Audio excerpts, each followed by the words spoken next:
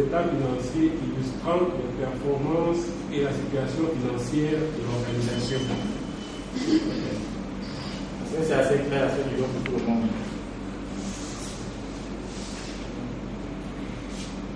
Il y a des questions? Il y a des questions? Il n'y a pas de questions?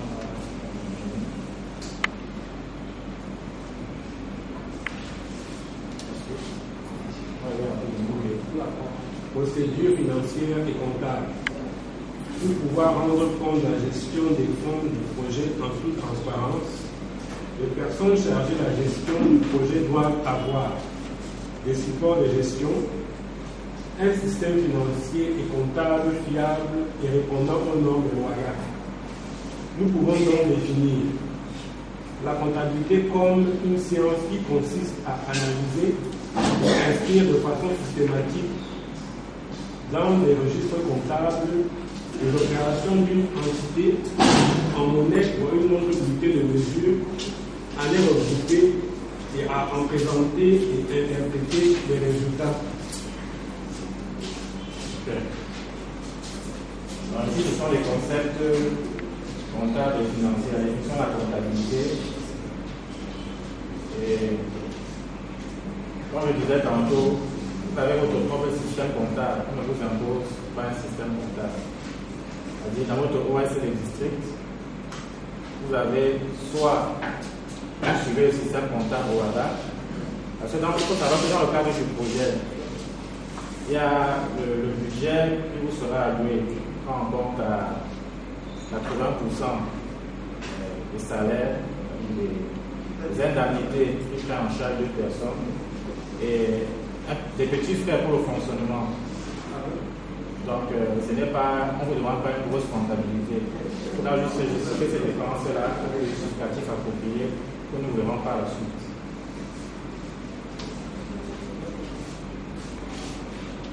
Alors, cette définition met en évidence le contenu d'un système comptable, à savoir, tel que nous avons vu, le plan comptable qui classifie l'opération après l'analyse, le registre comptable dans lequel sont indiquées les opérations journalières qui sont effectuées, les rapports financiers, permettant de regrouper et d'interpréter les résultats des temps faits pendant une période, les opérations que vous faites.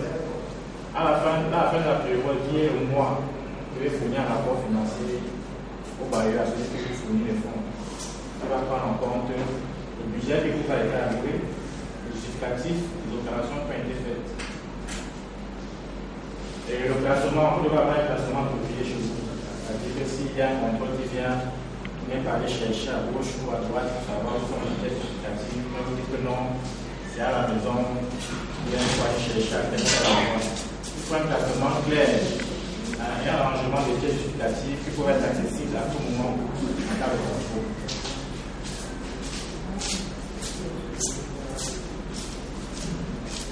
Bon, ça, c'est ce que je disais tout à l'heure.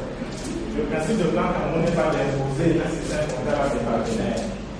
Dès lors que le système de partenaires permet de satisfaire ses clients ci-dessus cités, il peut continuer à utiliser son système et le compléter par les autres outils et supports proposés par le présent manuel.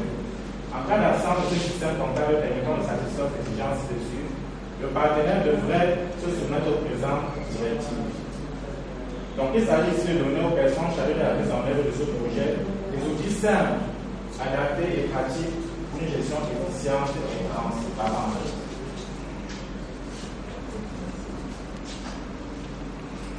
Donc, ici, nous allons voir les différents outils de gestion qui sont nécessaires pour une bonne gestion financière. Mais, vous n'allez sûrement pas utiliser tous ces outils. Les principaux outils que vous allez utiliser dans le cadre du projet, compte tenu des fonds qui vous seront alloués. Donc, principalement le livre de vente, le livre de caisse. Donc, les cas très précis, on pourra passer réellement dessus. Je ne pense pas que vous n'aurez pas besoin de cadre de projet. Parce que, sur les mobilisations, on ne vous donnera aucune mobilisation dans le cadre du projet. Donc, nous allons réellement voir les trois premiers. Et les trois autres, on va passer dessus de manière très brève. Déjà, je tiens à rappeler qu'on a exigé pour les OSL districts qu'ils aient un compte bancaire dans une banque de première catégorie. C'est-à-dire, au préalable de la signature des contrats, une vérification qui sera faite. Parce que vous comptez virer l'argent directement dans vos comptes en banque et non par l'établissement de microfinance. Eh bien, il manque que les premières catégories. Bientôt. Donc, on va voir le livre de banque. Qu'est-ce que c'est que le livre de banque? Quelqu'un veut bien dire? Procédure financière. Alors, on peut avoir la diapo. Définition. Oui, notez bien.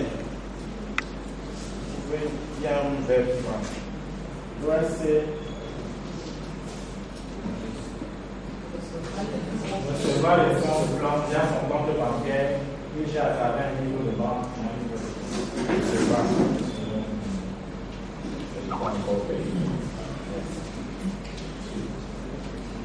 Donc, procédure financière et comptable, le livre de banque, définition, c'est un document comptable qui a pour but de matérialiser les transactions financières entre une personne physique ou morale et sa banque. Dans ce document, on enregistre en recette les sommes déposées en banque et en dépenses les sommes sorties de la banque. Il est dégagé au jour le jour en situation des avoirs restants. Okay. Dans ce livre de banque, un plan pourra vous gérer les fonds dans vos comptes bancaires. En entrée, c'est-à-dire en recette, vous allez enregistrer ces fonds qui ont été virés.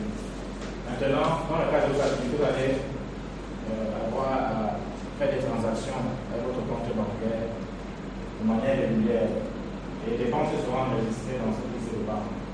Quand vous sortez l'argent de la banque, une opération, vous pouvez l'enregistrer dans le livre de banque. Chaque jour, il y a une situation de l'avoir resté en banque, c'est recette, moins dépenses, et moins légal de solde.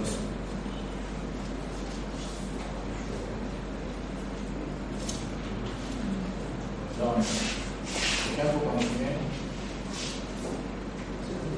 Allez, on va y aller. Parce que ça, c'est la plus longue présentation. Personne responsable.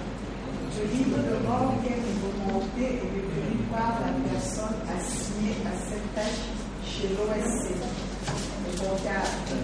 Ce compte doit être domicilié dans une banque, microfinance de la place. Microfinance va être enlevée. Dans une banque. Afin de conférer un caractère irréversible aux écritures comptables, des livres de banque tenus sur un tableur Excel doivent faire l'objet d'un arrêté mensuel à la fin de chaque mois. Lors de l'arrêté des comptes, le comptable imprime une copie du livre, la signe, puis la transmet à son supérieur hiérarchique, le responsable de l'OSC pour contrôle des signatures. Lorsque l'OSC dispose d'un logiciel comptable pour la tenue de sa comptabilité, la tenue de ce support n'est pas obligatoire. Il doit cependant organiser son système comptable de sorte à pouvoir rendre compte de toutes les transactions effectuées dans le cadre du projet. Cela suppose la possibilité de pouvoir éditer des brouillards de saisie, un grand livre, une balance, etc. Il devra également définir une périodicité d'arrêté des comptes mensuels ou trimestriels et s'y conformer. Des questions à ce niveau? C'est une motion, parce qu'au début de la première, on a demandé ce que nous devrions pour que ça passe bien. Il y a un point précis.